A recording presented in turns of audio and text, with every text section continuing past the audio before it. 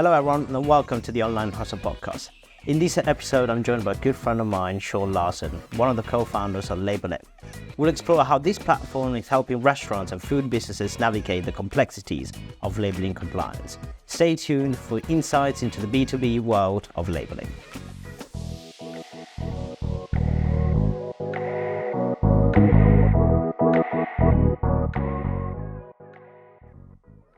Hello everyone and welcome to another episode of the Online Hustle Podcast. Today I'm joined by Sean Larsen from Labl.it. Sean, how are you? I'm good, thanks, Piero. How are you? Very, very good. Thank you so much. First of all, for being on. Quite excited for this one because, Sean, I know you personally so well. And I've seen Labl.it grow from concept to all the way where you are right now. So I'm going to start straight away. And I'm actually going to throw you a curveball straight away simply because I want to ask you right now, if someone asks you, Sean, what is it that you do and how what is it that you want to achieve? How do you describe yourself to someone else that's just met you? So me personally, I just like creating, to be honest. As long as I'm creating something that makes a difference, and I think value, like the word value, I overuse day in, day out. But as long as I'm creating things of value, whether that be like entertaining experiences or useful things, that's what I want to. That's what I enjoy doing, and what I want to continue doing for as long as I possibly can. Really. Amazing way to describe yourself as well. And I've seen that so many times in you as well. And I'm going to go straight into Labl.it and the concept of it. So I know you will be able to describe Labl.it a lot better than I do, but I know the whole idea comes from a compliance law that just changed recently in the recent years in the UK called Natasha's Law. So if you can give our listeners a little bit of a kind of a background of what Natasha's Law is and why was it like a bit of a forefront for this business to come together really? Yeah, absolutely. So there's two elements to Labl.it. So predominantly we tackle, as you probably, hopefully the name communicates, labeling. And we tackle labeling within the commercial food sector. So predominantly back of house, but also and back of house referring to the commercial kitchens that you get in hotels, restaurants and such. And then we also do a little bit of what you might call front of house or for sale items.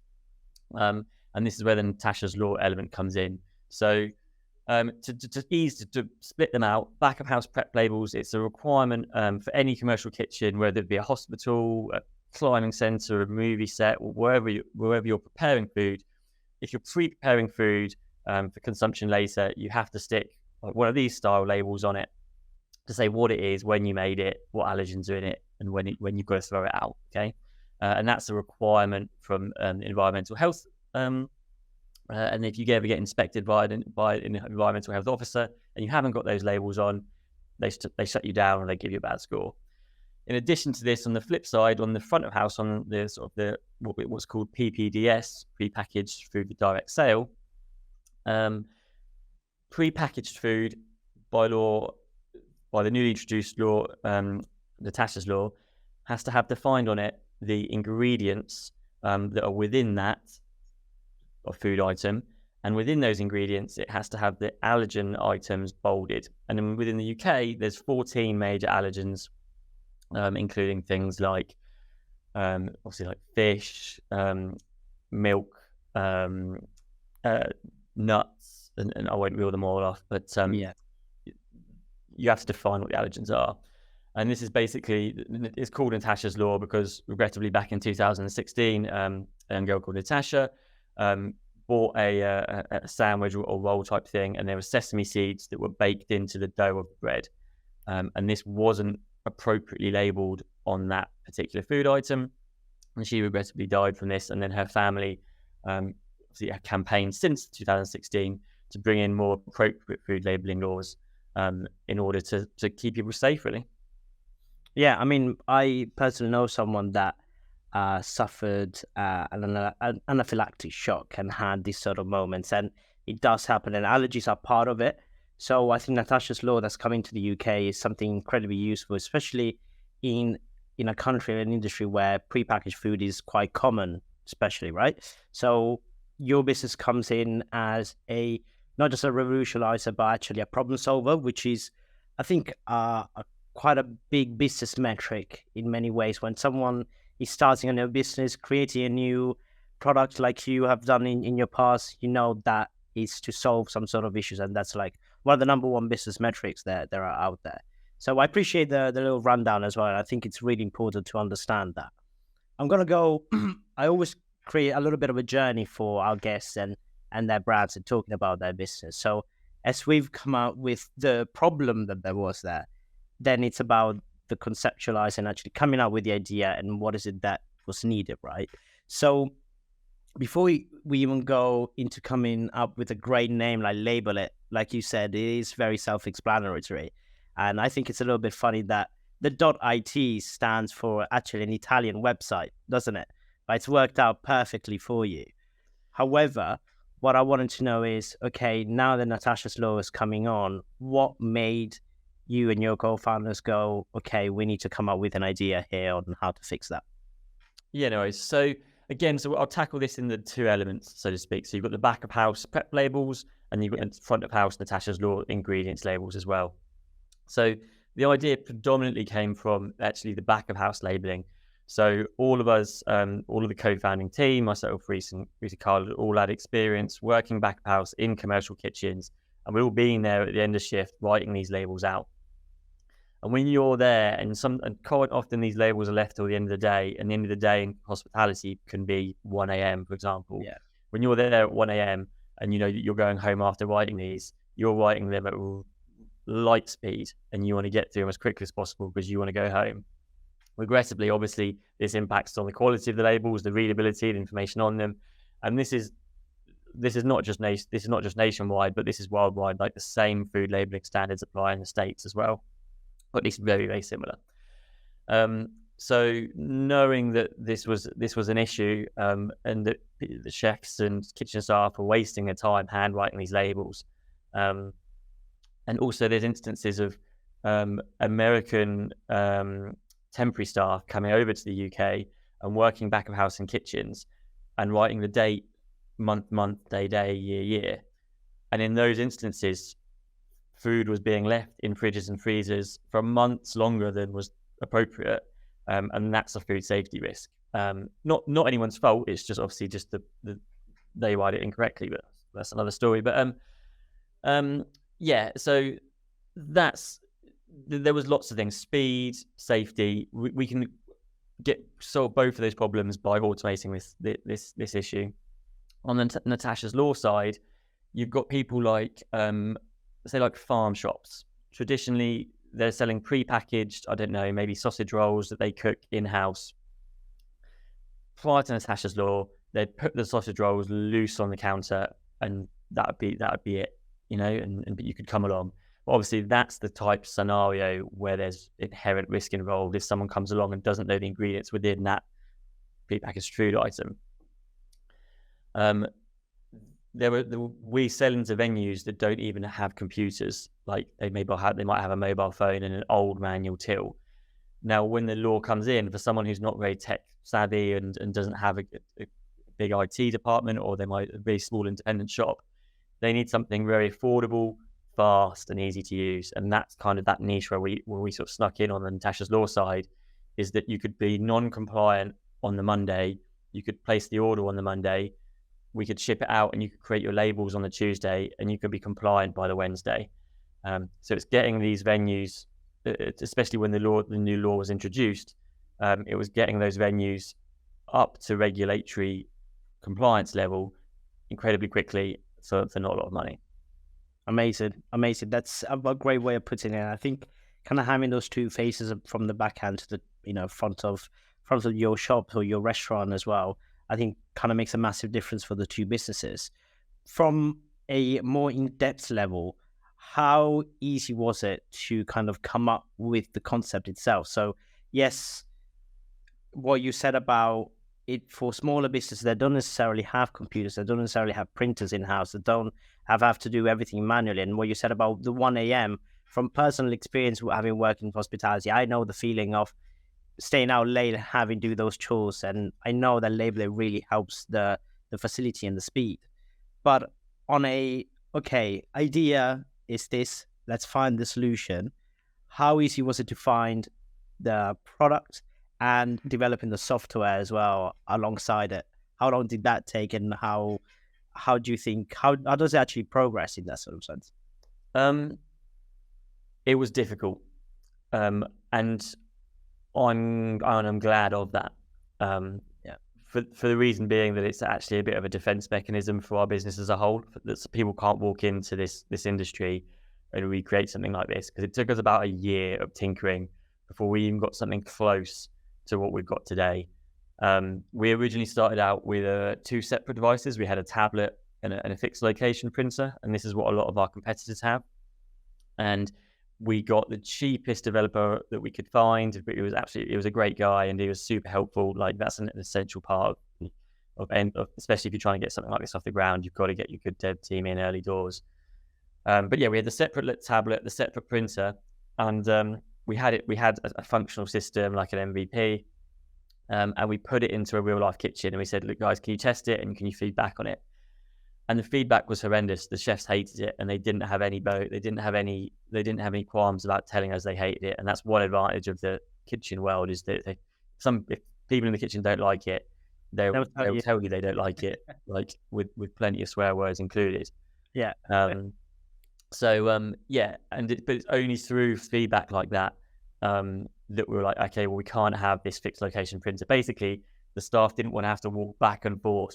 If they're labeling something in a walk-in fridge and the printer's over the other side of the kitchen, walking back and forth was slower than just taking a pen and just writing it whilst you're inside the fridge. So that was kind of a real pivotal moment for us, is realizing that these fixed location devices aren't appropriate. That's great. I mean, I think it's a great vision as well to kind of say, okay, the pain points of that kind of feedback, you put it into kitchen.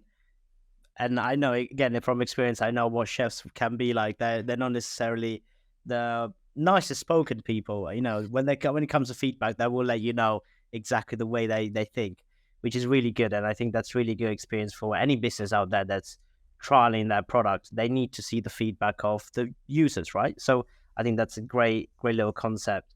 And coming up with the final solution and having like a bit of a portable device that really makes a difference and makes everything easier, not having to move and having everything printed straight away, I think is a really good concept that's kind of come to life. I have seen it, I've had it, I've tested it. I thought it was really good and actually a lifesaver in many ways. So I'm sure that nowadays the chefs that are using it probably tell you that.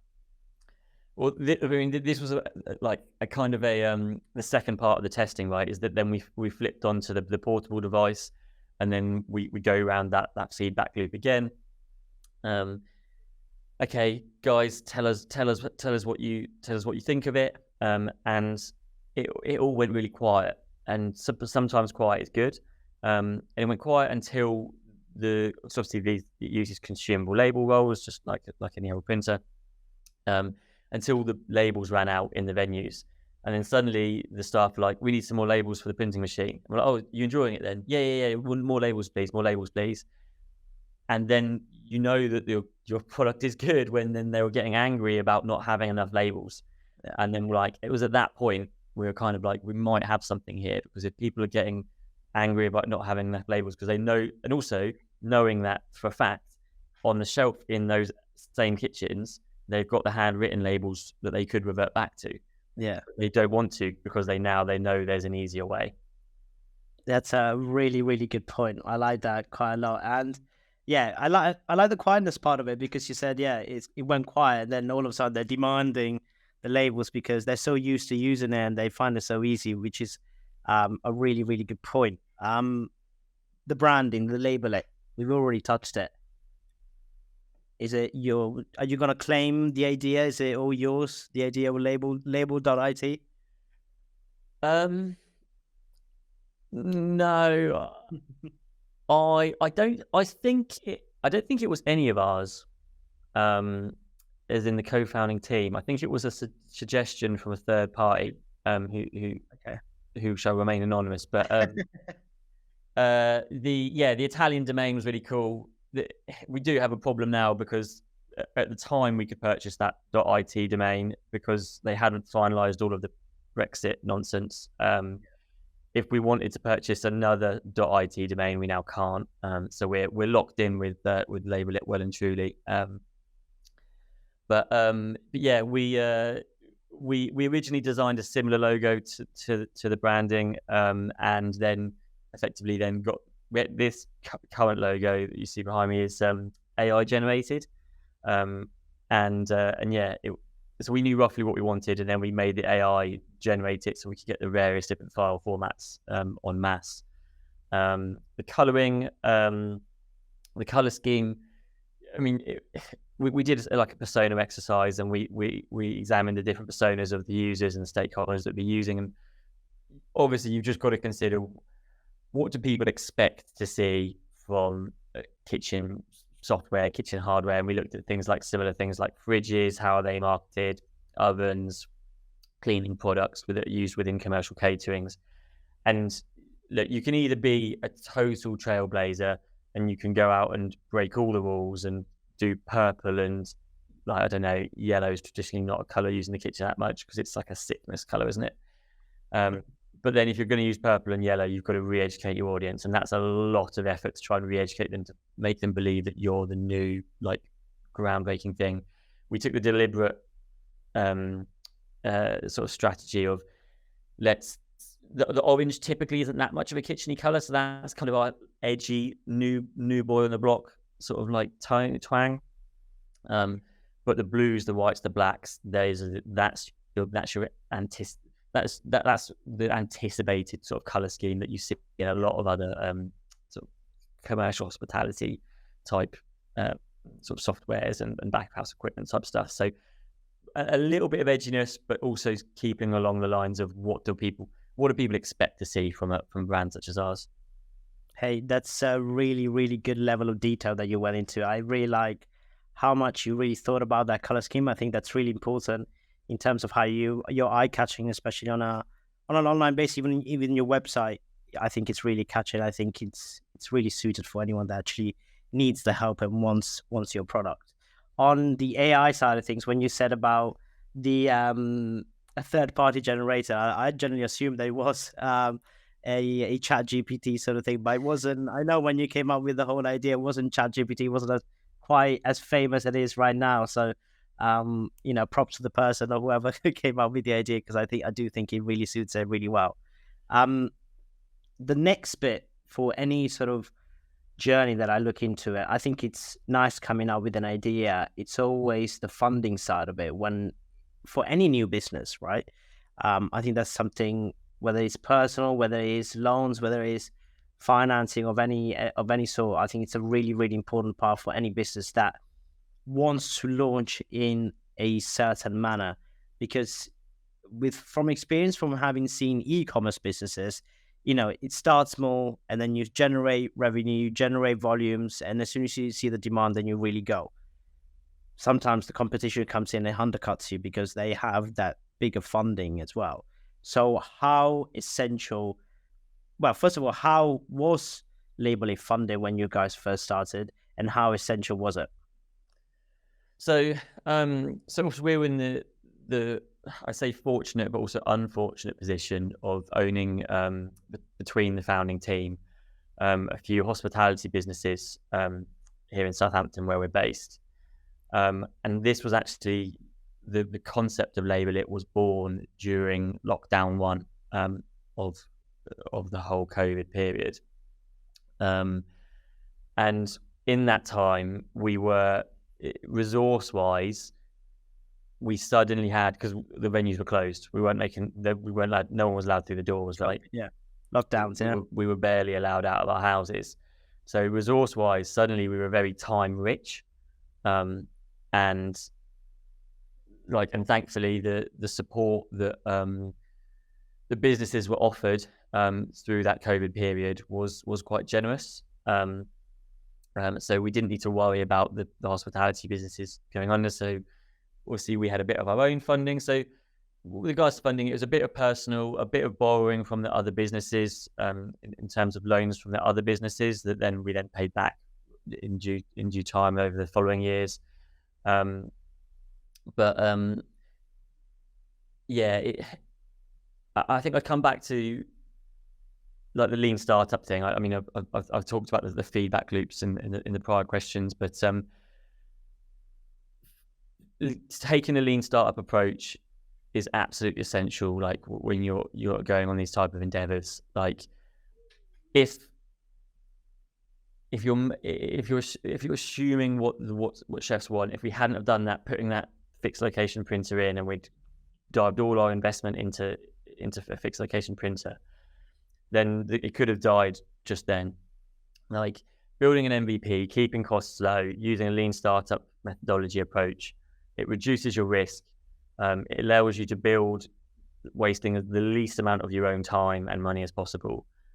So I think that adopting the right strategy at an early stage is wholeheartedly more important than how much money that you've got. Obviously, you need money to some degree, but whatever money you've got to make sure you use it wisely. And if you're going to use it wisely, like adopt this sort of like lean startup approach would be on my recommendation. Yeah, that's really good. In very quickly on let's say for a business that's just starting up, what would your advice be for like young entrepreneurs, especially when it comes to funding? Like, as much as I like the idea of strategy, because that's what I do on a daily basis, I think that launch strategy has to be essential. So you know exactly what your costs are going to be, you know how planned you're going to be, you even sort of estimate the profit margins that you're going to make at the end, knowing your subscription or your pricing model. What would that advice be for someone new? There's so many bits. So it's talking real basics. If you're a really early stage young entrepreneur, if you don't know Excel, learn Excel. Yeah. Apps. If you don't know it, and it doesn't have to be Excel. If you want to use Google Sheets, it's nearly the same. If you don't know how to use those, and you don't know how to build cost models, like dynamic cost models that link through, so just using basic formulas like VLOOKUPs, sum ifs, if statements, sums, like pivot tables to some degree. If you just take if you don't know those basics, it's going to be very difficult to play with the figures and the numbers and effectively that feeds through then to the validation of, do I have a feasible business that I can make money from? You've got to learn that. You've got to know Excel. It's an absolute certainty. Other advice, like I mentioned before, understand lean startup methodology and understand a lean startup approach. Definitely don't be afraid of engaging users early and getting feedback. And this is why chefs honest or blunt feedback, we're actually quite lucky. Sometimes you get like a polite barrier as well, and this is why you don't test on your friends and your family, because the polite barrier is up. Test on people who are willing to give you bad feedback, and that's super important data to have.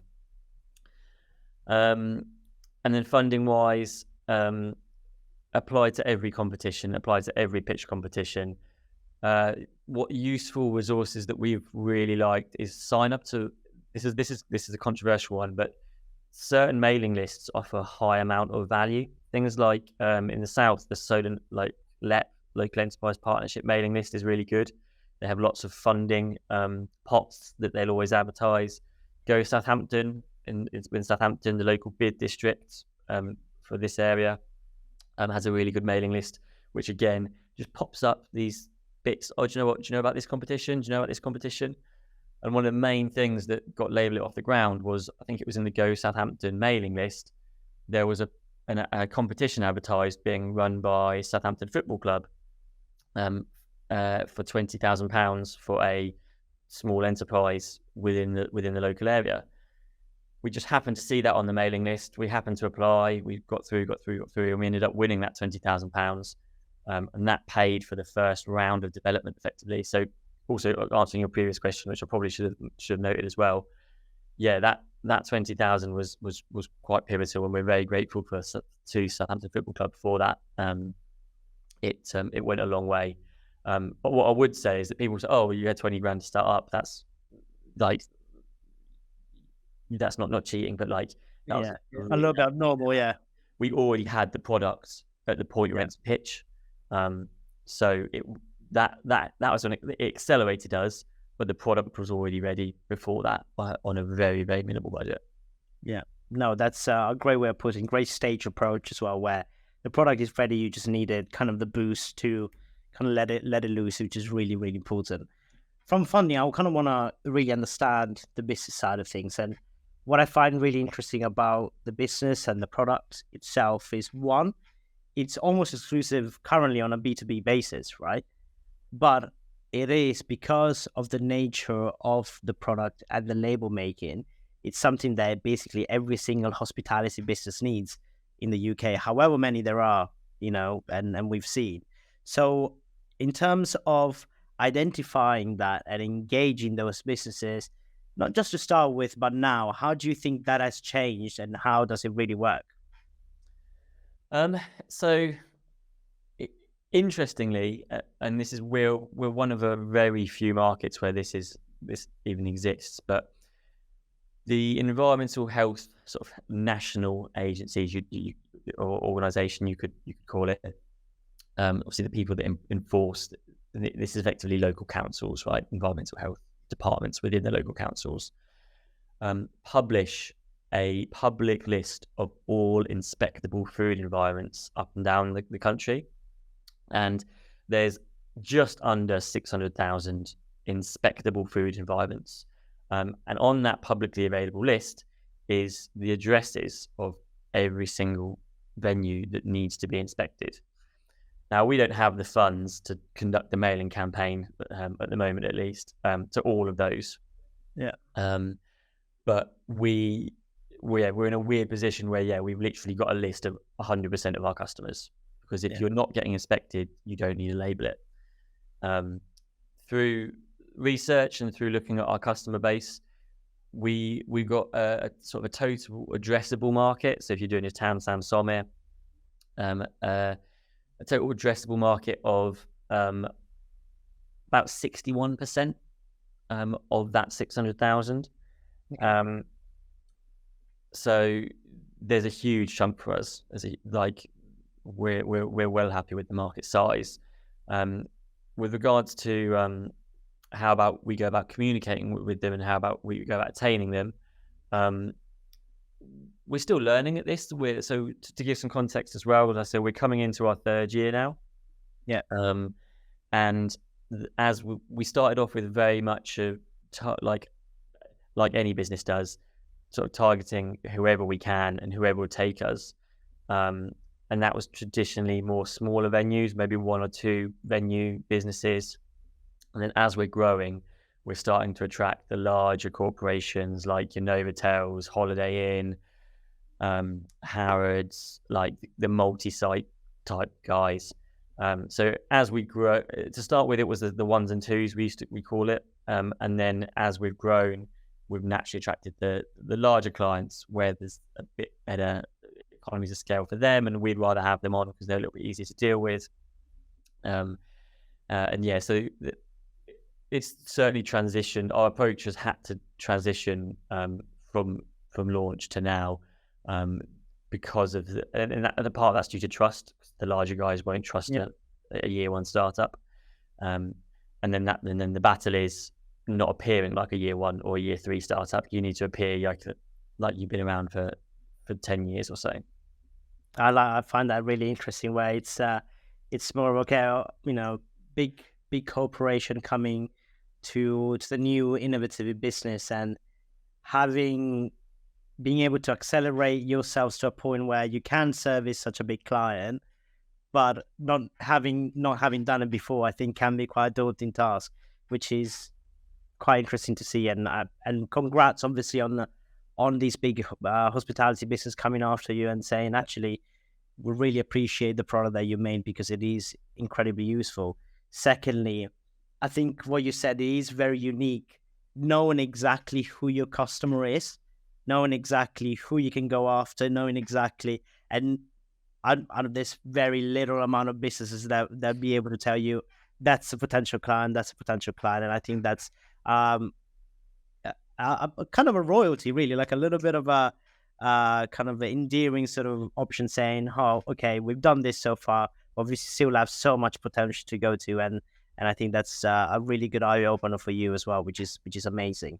From one part that I found really interesting about the business itself and how it runs itself on the website, especially, um, is the subscription model that you've created around it. Because as much as you are stopping chefs and kitchen people that work in kitchens and businesses from having to do manual work with an automated device, there is an element of it always needed something. One is the software work and the software updates, and secondly is the labels, I'm guessing. So how well has the subscription model worked for businesses, and how tailored have you been on a case by case basis? So to give some insight to your viewers, so we offer two models. So we offer an annual subscription, which is excluding that about just under £340 a year, or we do £34 a month, and you can pay for it monthly. And the device is actually leased effectively, so you don't own the device, but you lease it. The advantage to the customer for this is that if the battery dies or the printhead dies or there's a technical failure that's effectively, for want of a better word, our fault, we'll then replace the machine, and that's part of the rental lease agreement. Obviously, if the machine gets dropped in a deep fat fryer, that's accidental damage. We don't cover that, but that's just like the same way as you might drop a stick blender in the fryer, or you might drop some other kitchen equipment. So we're not dislike anything else that's in the kitchen. We originally started off by selling the devices, and then charging a subscription on top of that. And obviously the subscription was a lot lower because you own the device, and we needed to sort of. The whole point of Labl.it is that we want to be faster than handwriting labels, and we want to be cheaper than handwriting labels. And the pre-printed labels that you get in kitchens aren't actually that cheap. So we're actually cost neutral as compared to handwriting them. And then when you factor in the time it takes to pay a staff member to write the labels, we actually significantly save money for businesses. So that's the sort of the background context. What we found with people buying the machines is that it didn't really work for them, especially with regards to if something broke, which it very rarely does. Like we actually got a drawer in our office of all of the broken machines, and we've got thousands of deployed devices, and all of the broken ones fit in a single drawer underneath my desk. And that's kind of like our little proud moment. Like we're not bothered about the devices where you can say they're pretty hardy. But yeah, so. With selling it, we sold it for a few months, and then we realized that it just didn't really work for customers, because then if they, for example, they stopped, they didn't want to use our service for whatever reason anymore, then they're going to be stuck with the machine, and then that purchase sort of thought and that logic in the customer's mind is going to be like, well, I don't want to end up with a machine that I can't use because I'm not paying for the software, but I bought the machine, but I can't use any other software on the machine because it just doesn't exist. So it didn't make sense to leave customers with devices that they couldn't use. And there's a knowing that actually, well, do you know what? If I don't like it, I could use it for a few months, or I can use it for a year. And if I don't like it, I can send it back. Yeah, it's quite an appealing thought for a hospitality business. Some things just don't work. But thankfully for us, everyone likes it, and no one sends it back. No, and I think that's a good concept regardless anyway, for, let's say, on a sustainability level as well. Like for a business that, for example, it could be that even it's not even that they don't like it, they just don't use it because they are not necessarily, like, let's say, a large corporation, and they, let's say, for a small mamas and papas sort of coffee shop, for example, it might be just easier to do the labels by hand, and returning that is much better than it becoming landfill, right? So I think that as a concept is probably something that a lot of businesses should start adopting on a wastage basis, which I really, really appreciate. I think I really like that. In terms of the subscription model into customer loyalty, how has that worked? Where, because there is kind of a monthly sort of billing and they're using it, and when the labels run out, they have to rebuy it. How often how automated or how much custom care has to be in between those?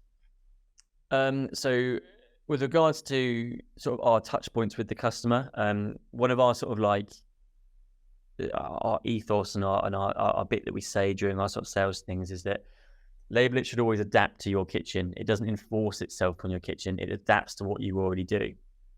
And so we don't want to be something that causes problems. We want to be that little helpful thing that sits in the corner that everyone knows instantly how to use because it's so simple to use. And the only time that you should talk to us is when you run out of labels, or I don't know, if it breaks for some reason, which it very rarely does. So we want to be quite passive in that relationship. And there's two sides to this as well, because quite often the person who purchases the machine, it might be the restaurant owner, it might be a health and safety compliance manager for that particular chain, it might be a head, like it might be an exec chef for the chain, for example. The person who makes the purchasing decision isn't always the person who's using the device day to day.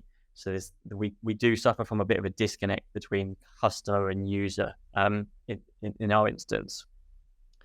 And so constantly communicating with the person who's made the decision to buy isn't really always appropriate because they're not the ones that are using it. So we have a very deliberate twofold strategy with regards to decision maker and user, the way we communicate with the user as well, because we can advertise on the device, we can send messages via the device to the users who are using it in the kitchen, and we can send separate messages to the people who are purchasing and who are maybe in charge of the finances higher up. Yeah, I really love that, because what you said about, it's not necessarily the decision maker that uses it, so they don't necessarily see the value. They see another monthly cost or another annual cost that they don't necessarily want to add, especially in the hospitality business. I know cost cutting is absolutely essential, so I completely understand that. And I think as I know that your business actually offers free demos of the product, and you go out there with your sales team to kind of go and show the product off, I can see that becoming a little bit of a problem. You spend time, showing off this amazing tool that can really help our business to the head chef that unfortunately doesn't have that decision-making power, which is quite interesting, which I really, really enjoy. Now, I love everything that you've been able to manage and kind of achieve in the past 3 years. I always asked from the business what the future looks like and what is it that you guys want to achieve with Labl.it, and how many other ideas are there? How can Labl.it be part of other businesses, or can become even a B2C sort of product? So a lot of questions there. Let's start with where do we want Labl.it to be? Labl.it to be. Was that fair enough? Yeah. Well, you might need to remind me of the other questions. Let me ask this one. Don't worry, I will. Yeah, we just want Labl.it to be. Imagine this, right? Imagine a scenario where temporary members of staff in hospitality, incredibly common, right? Especially in the kitchen. Yeah, it's a very transient HR environment. Imagine a temp staff walking into a kitchen and they see a Labl.it on the side because they've worked in a different venue before that's got a Labl.it. They can pick up that Labl.it and it's, they know how to use it. They know what the deal is. Imagine that same staff member walking into a different restaurant on another day and saying, where's your Labl.it device? And then the staff are like, oh yeah, we don't have one. We want to instill this thing about every kitchen. There's no reason not to have one. If it's cheaper, safer, and faster than handwriting labels, why would you ever not have one? So it's a huge aim, but like to become the industry default, if that makes sense. The go-to, well, why don't you have a Labl.it? Like they're literally like a few quid a month, and it just makes total sense. That's where we want to get to, and the only way we do that is through having a top quality product that kitchen staff recommend to other kitchen staff. It doesn't really, if you principally don't have that top quality product, you could have the best marketing in the world. You could have £1 million Facebook or Meta budget, but if the people in the kitchen don't like using it, it's a waste of money. It's not going to work, right? So yeah, absolutely core to our business is getting kitchen staff on side by providing a top quality product in order to become the industry default. No, amazing. And sorry, just to add to that, instead of talking about the future on a marketing basis, because we didn't really touch up that, with the concept that you have about new temporary staff coming in and kind of looking for the Labl.it, how much does word of mouth affect your business? How much has that worked for you? It works a lot, and it also works. It sometimes works against us in a few limit scenarios. Yeah, we get a lot of sales from chefs and other kitchen staff going from one kitchen, going to the next kitchen, doesn't have it, and saying, "Oh, you guys have got to get this. It's just so much easier. Like, you don't have to do this." We do get a lot of sales like that, and we want to continue that, and hopefully that's to some degree like exponential, so to speak, because that's the more people you tell, the more then those staff know. And because of, again, as mentioned before, because of the nature of the frequency of change of kitchen staff, it propagates. It seems to propagate relatively quickly by word of mouth in particular areas. We've seen this bizarrely in certain areas of Scotland, in places like Jersey, where there's quite small, tight-knit, isolated communities. Labl.it does quite well because there's only a few places maybe that you can work, and then you end up just owning that town or that island, so to speak. Does that answer your question?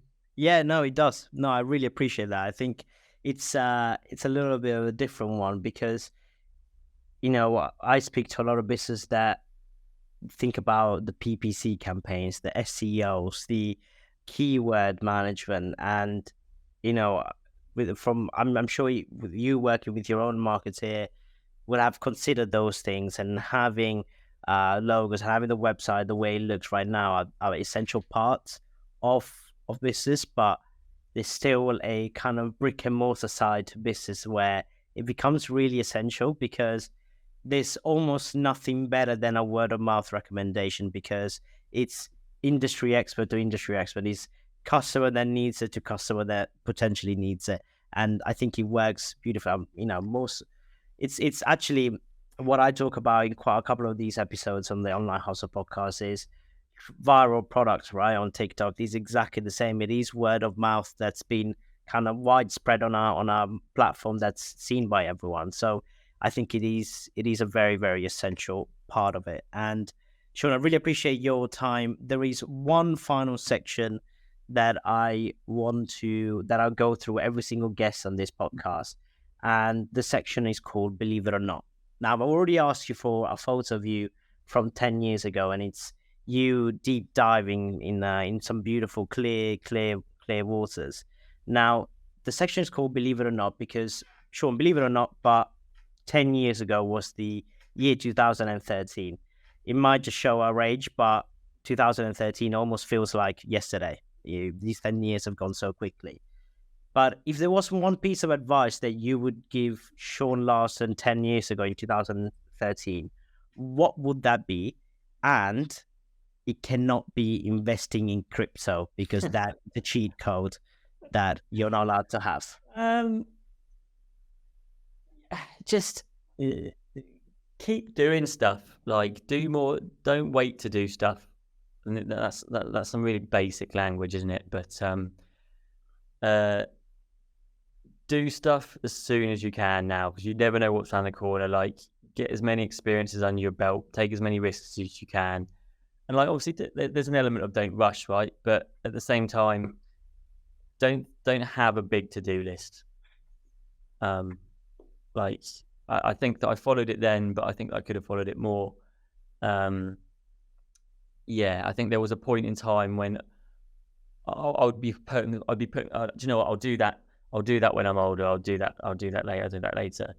And then before you know it, you're my age, and then you're like, oh god, I'm like mid 30s, and I probably should have just done that in my 20s, you know. But yeah, do stuff now. No, it's great. And you know what?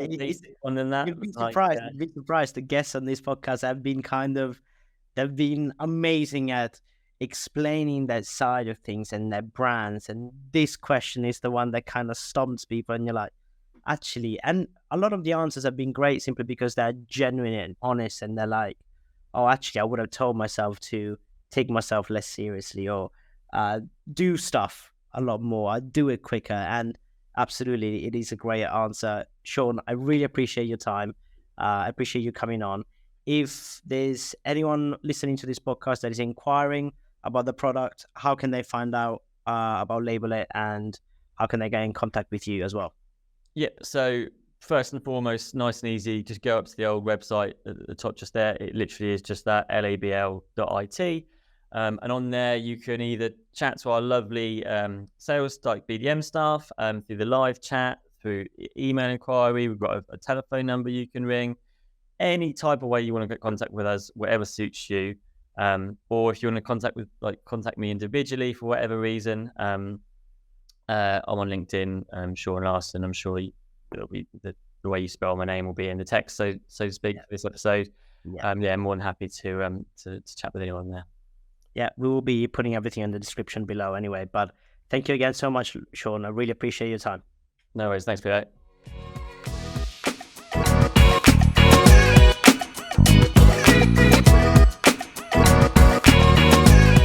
Thank you for joining us on this episode of the Online Hustle Podcast. We hope you found the conversation insightful and inspiring.